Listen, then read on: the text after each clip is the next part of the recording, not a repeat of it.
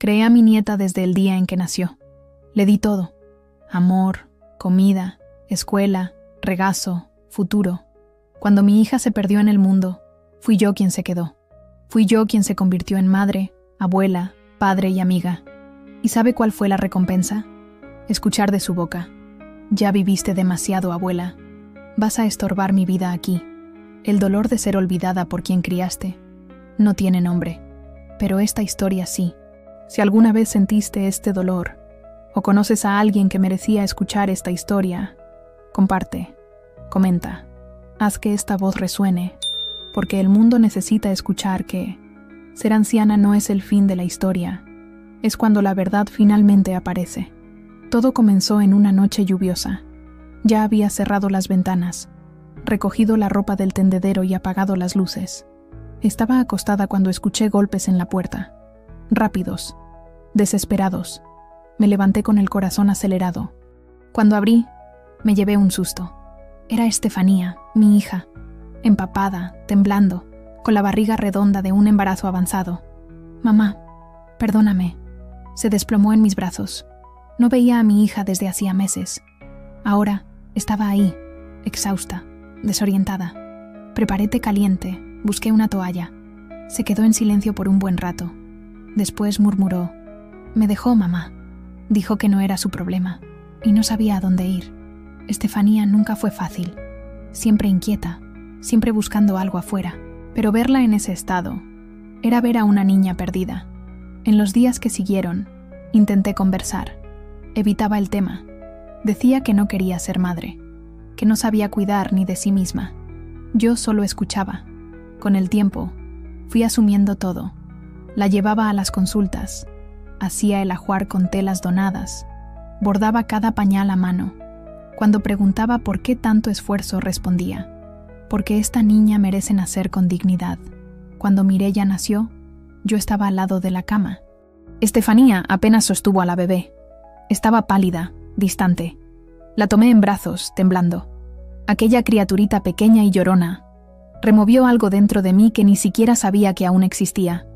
Estefanía se quedó en casa por algunas semanas, pero cada vez más ausente. Comenzó a salir por las noches. Volvía oliendo a perfume, a veces a alcohol. Un día, dijo simplemente: «Mamá, necesito respirar. No estoy hecha para esto». 2 meses después, salió por la mañana y nunca más regresó. Llamé, busqué. Nada. 3 semanas después, llegó una carta con caligrafía apresurada. «Mamá, me fui a probar suerte. No me odies. No puedo ser madre. Pero sé que contigo estará mejor que conmigo. Cuídala por mí». Lloré como nunca había llorado. De dolor, de rabia. Pero en medio de ese luto, Mireia lloraba de hambre, de cólicos, de soledad. Sequé las lágrimas y decidí: voy a criar a esta niña, por más difícil que sea, incluso con la edad, incluso con los dolores en el cuerpo. Ella ahora era mi misión. Cuidar de Mireia fue recomenzar la vida a los 49 años. Me despertaba temprano, le daba baños en tina, machacaba plátano con harina, contaba historias con muñecas de trapo, trabajaba como podía, lavaba ropa para los vecinos, limpiaba casas, cuidaba de los hijos de otros mientras cuidaba a mi nieta en el regazo. Nunca tuve lujos, pero ella nunca se durmió con hambre. Hacía pastel en los cumpleaños con harina donada y vela hecha de palillo. Cada logro suyo era mi victoria. Creció llamándome Mamá Águeda, y lo permití, porque en el fondo, eso era lo que yo era. En la escuela, destacaba. Leía mejor que todos, ganaba medallas de matemáticas, y volvía corriendo a casa, gritando desde la calle: «¡Mamá Águeda! ¡Saqué 10!». Y yo la abrazaba, reía, lloraba. El cansancio de todo el día desaparecía en ese abrazo. A los 15 me dijo: «Cuando crezca, te voy a dar una casa hermosa, abuelita. Vas a tener sillón, jardín, todo». Y le creí. Creció hermosa, inteligente, generosa. Ingresó a una universidad pública. Quiso estudiar Derecho. Decía que quería defender a las mujeres, defender a los ancianos. Decía que veía todo lo que yo pasé y quería cambiar el mundo. Vendí mi anillo de matrimonio y un radio antiguo para comprar los libros que necesitaba. Hacía empanadas para vender en el campus y pagar el pasaje. Se graduó. Consiguió un excelente trabajo. Y entonces, un día, llegó con los ojos brillantes. Abuela, ahora es mi turno. Vas a vivir conmigo. Se acabaron los tendederos que se caen, la estufa de leña. Vas a tener una buena cama, televisión nueva, comida lista. Solo descanso. Dudé. Mi casita era sencilla, pero era mía. Cada ladrillo ahí tenía mi sudor. Pero era su sueño. Y fui. En los primeros meses, fue un paraíso. Me llevaba al mercado, me ayudaba con el baño. Decía, descansa, abuela, ahora yo cuido de ti. Lloraba de gratitud. Por primera vez en muchos años, dormí sin dolor de espalda. Comí sin prisa. Reí sin culpa. Pero, con el tiempo, todo cambió. Primero vinieron las miradas. Después, los comentarios secos. Abuela, no necesitas comentar todo. Ya te dije que esa ropa tuya huele a viejo. Cuando tenga visitas, quédate en el cuarto, ¿está bien? Fingí no escuchar. Pensé que era estrés. Demasiado trabajo. Pero eso se fue repitiendo. Y creciendo. Hasta el día en que la escuché decir por el interfono: mi abuela todavía vive conmigo, pero estoy resolviendo eso. Como si yo fuera un problema. Un mueble viejo. Una molestia. Ahí mi corazón ya comenzó a entender. Pero todavía quería creer. Todavía tenía esperanza de que Mireia, mi Mireia, recordara quién la sostuvo en brazos cuando nadie más quiso. Y fue en ese mismo silencio, en esa distancia que crecía como una grieta en una pared antigua, que comencé a ver que aquella niña que crié como hija, tal vez nunca me había visto como madre, pero aún no sabía lo que estaba por venir. Al principio, quería creer que era solo el cansancio. Mireia trabajaba mucho. Salía temprano, regresaba tarde. A veces ni almorzaba. Comenzó a encerrarse más en su cuarto, a hablar menos conmigo. Y yo, como siempre, trataba de entender, diciéndome a mí misma que era solo una fase, que iba a pasar, pero no pasó. Al contrario, una noche hice sopa de calabaza, su favorita desde niña. Esperé hasta casi las 10. Cuando llegó pregunté, ¿tienes hambre, hija? Respondió sin siquiera mirarme. Estoy cansada, abuela. Come tú. No necesitas esperar. Esa frase me cortó. Era solo sopa. Pero era mi forma de decir, todavía te amo. Y ella ni se dio cuenta. En los días siguientes vinieron los gestos pequeños. Dejó de llamarme mamá Águeda. Comenzó a presentarme a los demás como mi abuela que está viviendo conmigo por ahora. Como si yo fuera pasajera. Como si mi presencia tuviera fecha de caducidad. Cuando trajo a un colega del trabajo a cenar, me pidió, abuela, ¿puedes quedarte en el cuarto hoy? Vamos a usar la sala. Me quedé.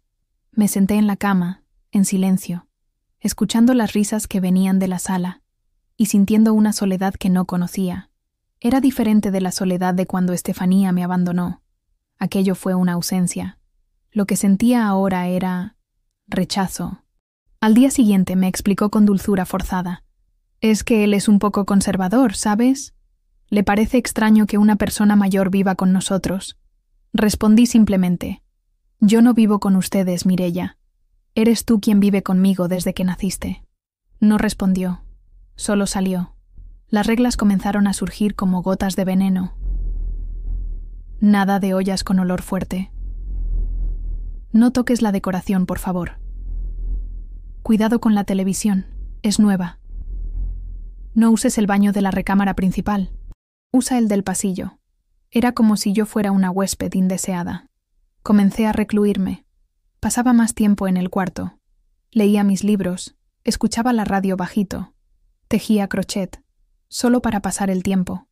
No quería incomodar, no quería estorbar, pero incluso eso se convirtió en problema. Abuela, esos ovillos regados por el sofá, parece casa de vieja. Tragué saliva. Quise responder. Quise decir, es casa de vieja. Soy yo quien te crío, quien te dio techo, comida, cariño. Pero callé, porque el amor que cuida, a veces también silencia. Cierta tarde, llegó irritada. Azotó la puerta. Dejó los zapatos en medio de la sala. ¿Todo bien, hija? Pregunté con cuidado. Ay, abuela, no empieces. Ya estoy harta de problemas en el trabajo. No tengo cabeza para escuchar dramas. Dramas. Fue esa la palabra que usó. Ahí entendí. Mi presencia, que antes era consuelo, ahora era una carga. Me quedé en silencio por horas. Y esa noche, por primera vez en muchos años, lloré en silencio en la almohada. Ya no se trataba de no ser querida. Se trataba de no ser vista. No ser escuchada. No ser recordada como la mujer que renunció a su propia vida para criar a esa niña. Mireia comenzó a salir más. A veces ni decía a dónde iba. Llegaba de madrugada. Un día, escuché una discusión por teléfono. No puedo salir de casa con la vieja ahí. Claro que incomoda. ¿Tú vivirías con tu abuela? Mi pecho se oprimió. Me quedé con la mano en el interruptor, inmóvil, escuchando eso, como quien escucha su propia sentencia. Y aún así, al día siguiente, preparé café. Puse pan calientito. Ella se sentó, comió, y salió sin decir nada. Ni un buenos días. Una tarde, llegó acompañada de un hombre. Abuela, él es Diego, mi novio. Me saludó con una sonrisa apresurada. Miró la casa con aire de superioridad. No le gustó mi rinconcito con el rosario y los santos, ni el olor del caldo de frijoles. Oí cuando susurró: ¿En serio vive aquí contigo? Ella respondió: solo por mientras, solo por mientras. La frase que volvió a cortarme. Esa noche, soñé con Mireia de niña, corriendo por el patio de mi antigua casa, con una muñeca de trapo, abrazándome y diciendo: Mamá Águeda, yo nunca te voy a dejar sola. Desperté llorando. Los días se volvieron silencio. Mireia hablaba cada vez menos conmigo. Empecé a sentir que mi presencia era tolerada, no querida. Intentaba ser invisible. No interferir, no opinar.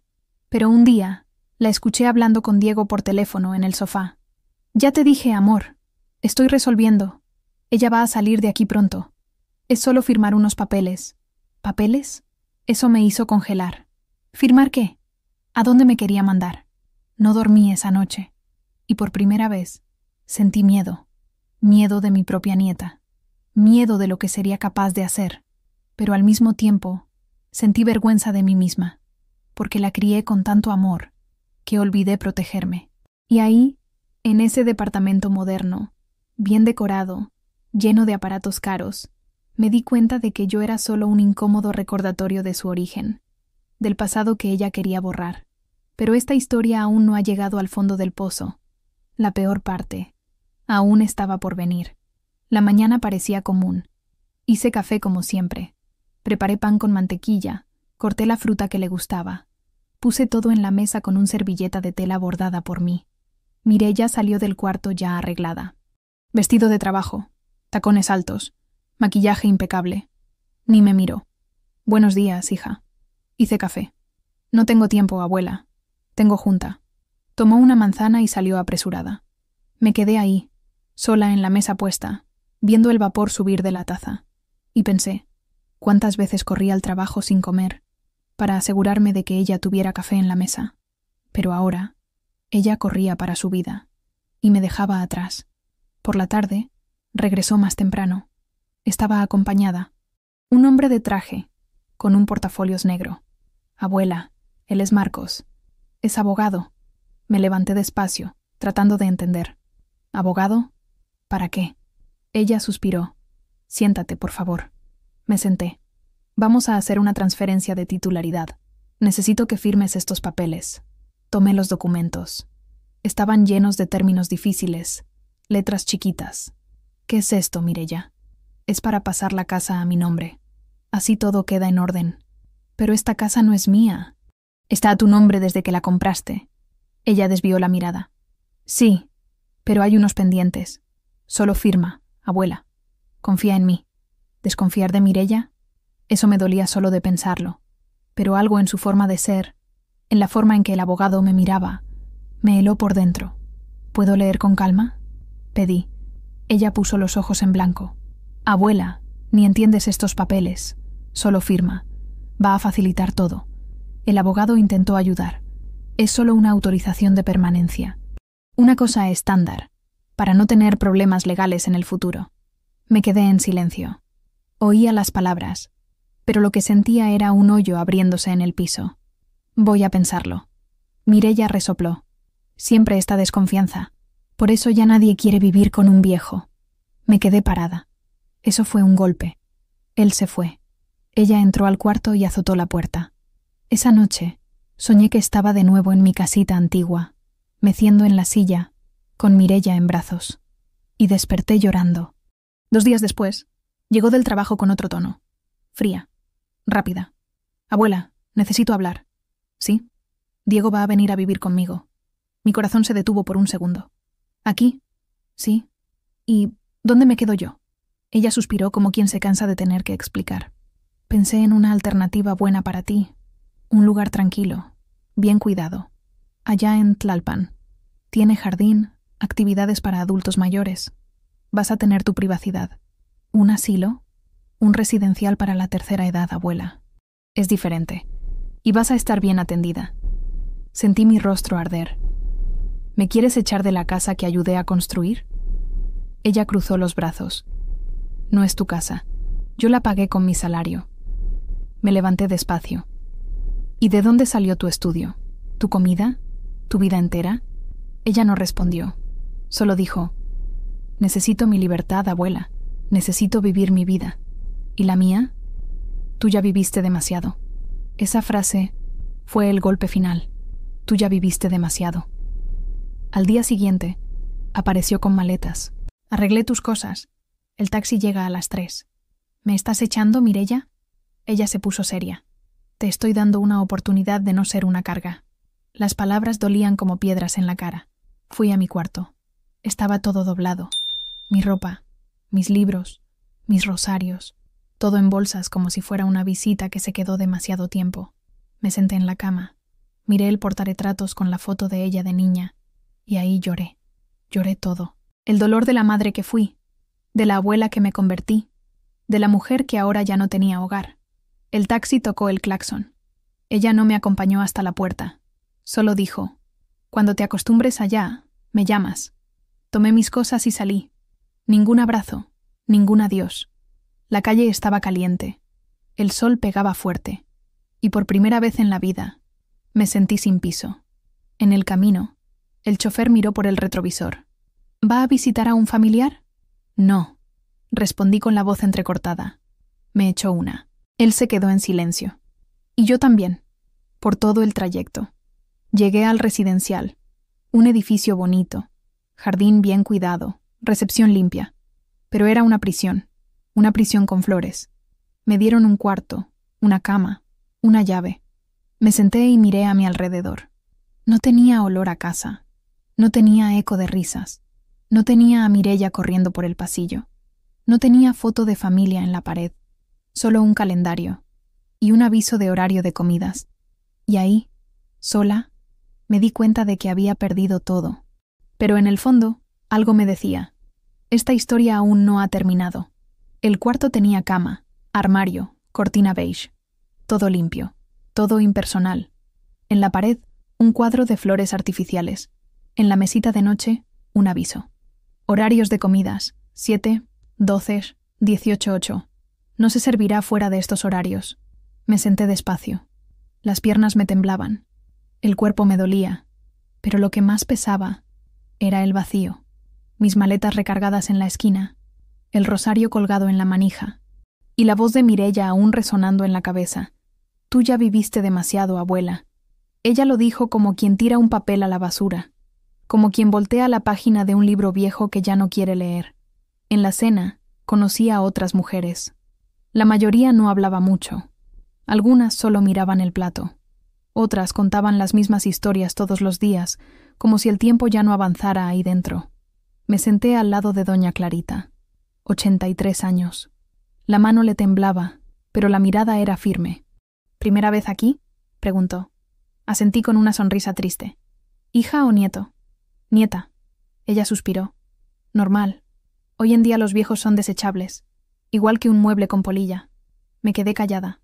Pero aquí hay comida. Hay cama. No es tan malo, dijo ella. Pero no se trataba de tener cama. Se trataba de tener hogar.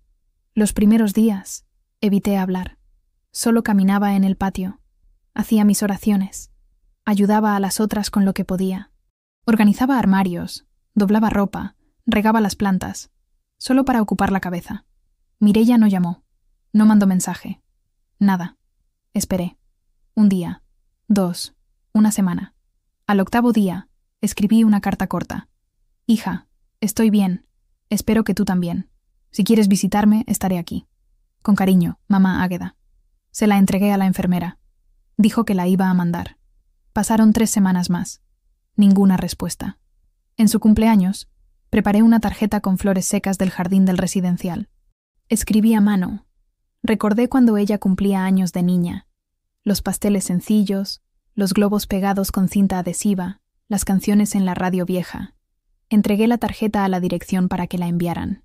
Días después, vi en el celular de la enfermera una foto en Instagram. Mireia sonriendo con Diego, copas de vino, un pastel enorme con la leyenda, celebrando la vida con quien importa. No había mención a mí, ni un recuerdo, ni una palabra. Dolió, como si me desgarrara por dentro. Esa noche, no pude dormir. Me senté en la cama, recé en voz baja, y le pregunté a Dios, ¿es esto lo que soy ahora? ¿Una carga olvidada? ¿Una historia que nadie quiere escuchar? El silencio fue la única respuesta. Meses pasaron. Aprendí a coser fushiko con doña Estela. Enseñé crochet a las chicas del ala nueva. Empecé a leer libros de la pequeña biblioteca del hogar. Todos los días, caminaba en el patio. El dolor no desapareció, pero cambió de forma. Dejó de ser grito. Se volvió silencio. Y en ese silencio, algo nació. Una mujer nueva. No de cuerpo. El cuerpo ya estaba cansado. Sino de alma. Empecé a escribir en un cuaderno viejo. Todo lo que viví. Todo lo que sentí. Las noches en vela. La sopa rechazada. Las palabras duras. La maleta lista en la puerta. Y cada página era un pedazo del dolor que sacaba de adentro. Una tarde, doña Clarita leyó sin pedir permiso. Esto es un libro, Águeda. Deberías mostrárselo al mundo. Sonreí. ¿Quién va a querer oír la historia de una vieja? Ella me tomó la mano con fuerza. Justamente por eso. Porque nadie nos escucha. Y tal vez ahora tengan que escucharnos. Fue ahí que algo en mí despertó. Yo que pasé la vida dándole voz a otros, comencé a escribir la mía.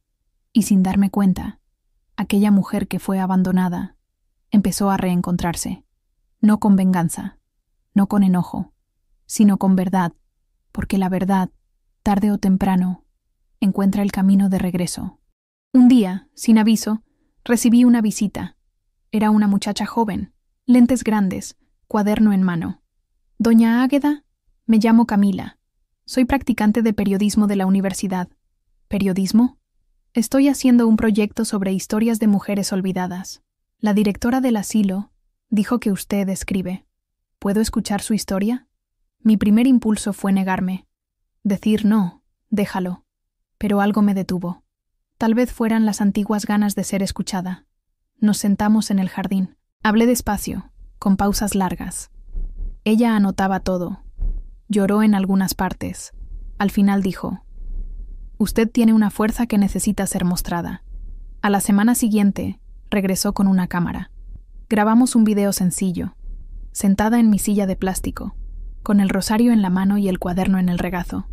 Lo conté todo, sin gritar, sin acusar, solo con verdad, como quien entrega el alma en forma de palabras. 3 semanas después, el video estaba en internet. Camila me llamó, emocionada. «Doña Águeda, el video tiene más de 100.000 vistas en 2 días. Yo ni siquiera sabía lo que eso significaba. Nunca usé internet.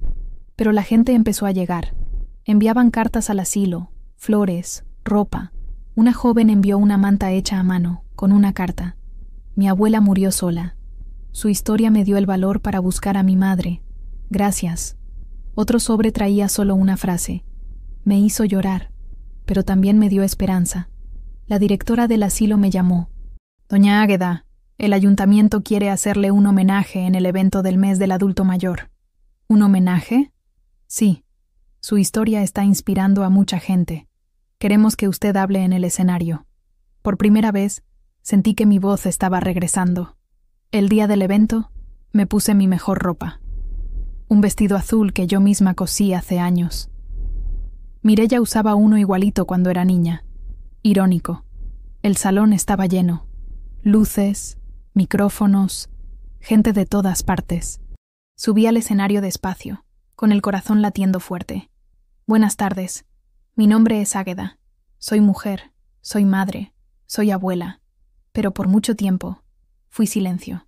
Y conté de la niña que crié como hija, del abandono, de la maleta en la puerta, del asilo que se volvió prisión y de la fuerza que encontré cuando todo parecía perdido.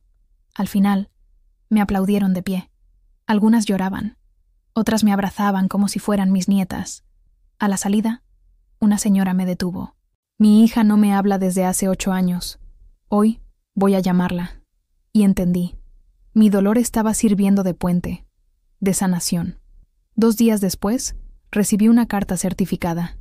Era del abogado Marcos, el mismo que intentó hacerme firmar los papeles. Adentro, una copia de la escritura de la casa y una notificación. Consta en registro que el inmueble está a nombre de Mireya, pero hay indicios de vicio de voluntad y posible coacción emocional con fines patrimoniales. Usted puede impugnar legalmente su expulsión. Lo llamé, sorprendida. ¿Por qué me envía esto? Vi su discurso en el evento. Mi esposa me lo hizo ver. Me equivoqué. Y quiero corregirlo. No soy mujer de litigios. Nunca lidié con papeleo. Pero por primera vez, consideré luchar por mí. Camila me ayudó con los documentos. Un abogado de la universidad se ofreció a tomar el caso sin costo. Y así, comencé a recuperar lo que era mío. Sin gritar, sin tocarle la puerta a Mireya, sino con dignidad. A la semana siguiente, Camila trajo un sobre grande. Esto es para usted. Lo abrí. Era una invitación impresa, con letras doradas. Invitamos a doña Águeda a participar en la mesa redonda sobre justicia familiar en la Universidad Nacional. La miré, asustada. ¿Yo? ¿Hablar en una universidad? Usted no se imagina cuántas personas se conectaron con su historia. Hay gente de todo el país que quiere escucharla. Me senté en la silla. Me llevé la mano al pecho. Respiré profundo. Nunca pensé que, después de todo, todavía tendría voz. Camila sonrió. Usted no solo tiene voz, doña Águeda. Usted se volvió eco. Y ese día, mientras ensayaba mi discurso para los estudiantes, pensé en Mireya, en cómo me borró de su vida, sin saber que, al sacarme de la casa, me puso en el mundo. La mujer olvidada. Ahora era recuerdo vivo en el alma de miles. Y eso era solo el comienzo. El auditorio estaba lleno. Estudiantes, profesores, periodistas, todos esperando a la señora del video. Así me llamaban ahora. Subí al escenario con pasos lentos pero firmes. Tomé el micrófono. La luz me cegaba un poco, pero mi voz estaba más clara que nunca. No vine aquí para acusar a nadie. Comencé. Vine para recordar que el amor no es un contrato, que quien ama de verdad no abandona, no miente y no desecha. Conté mi historia, sin odio, sin venganza, solo con verdad. Cuando terminé, hubo silencio. Un silencio bonito. Uno de esos que solo existe cuando las palabras todavía están doliendo dentro de quien escucha. Y entonces, los aplausos. De pie, largos. Como si, de alguna forma, el mundo me estuviera diciendo: te vimos, te sentimos, importas. Una semana después, recibí una visita inesperada. Era Diego, el novio de Mireya. Vine a traer esto, dijo él, entregándome un sobre. Adentro, una carta, escrita a mano. Reconocí la caligrafía. Era de Mireya. Abuela, vi tu video, escuché tu charla, leí los comentarios, y por primera vez vi lo que hice. Me avergüenzo, mucho. Crecí siendo amada por ti, y cuando finalmente pude corresponder, te eché. No tengo excusas, pero quiero pedirte perdón. Si algún día tu corazón aún me tiene cabida, me gustaría verte de nuevo. Con amor, Mireya. Doblé la carta despacio, el pecho apretado, la cabeza confundida. Está arrepentida, dijo Diego. No duerme bien desde que todo explotó. ¿Y tú? Pregunté. Yo me avergüenzo también. Nunca pensé en lo que representabas. Asentí, agradecí, y cerré la puerta. Me llevé días para digerir aquello. Caminaba por el jardín del asilo, leía la carta, la doblaba, la guardaba, y la leía de nuevo. El perdón es cosa seria, no se da por impulso. Y yo necesitaba primero perdonarme a mí misma, por haberme callado por tanto tiempo. El domingo siguiente, pedí salir sola. Fui a una cafetería del centro. Me senté en la misma mesa donde, años atrás, Mireya tomó chocolate caliente conmigo después de su graduación. Esperé. Llegó, más delgada, ojos hundidos, rostro tenso. Se sentó despacio. Nos quedamos en silencio por unos segundos. «¿Viste mi video?», dije. «Lo vi». «¿Y qué sentiste?». Respiró profundo. Las manos le temblaban. Vergüenza, culpa, nostalgia, de todo, de ti, de nuestra casa, de las empanadas, del olor del frijol, de escuchar buenos días con un beso en la frente. «¿Por qué lo hiciste?». Bajó la mirada. Creí que necesitaba librarme del pasado para crecer, y no me di cuenta de que el pasado era lo único verdadero que tenía. Lloré, y ella también. Intentó tomar mi mano. La dejé. «No quiero que vuelvas a vivir conmigo». «Yo tampoco quiero», respondí. Tragó saliva. «Pero quiero estar cerca. Cuidar de ti de la forma correcta. Ahora. Sin mentiras. Sin vergüenza». La miré a los ojos. «Te perdono, Mireya. Pero el amor, ahora, va con pasos cortos». «Ya no corre», asintió. Y lloró de nuevo. En los meses siguientes, empezó a visitarme. Traía frutas. Leía conmigo. Me escuchaba. Me respetaba. Nunca tocamos el tema de la casa. Ni hacía falta. La vida ya le había dado la lección que necesitaba. La justicia verdadera no está en la venganza. Está en el arrepentimiento que viene sin reproches. Y en el nuevo comienzo que viene con humildad. Hoy, todavía vivo en el asilo. Pero ya no me siento sola. Me convertí en un referente. Hablo en universidades. Participo en proyectos sociales. Enseñé a tejer crochet a 32 mujeres. Escribí mi primer libro con la ayuda de Camila.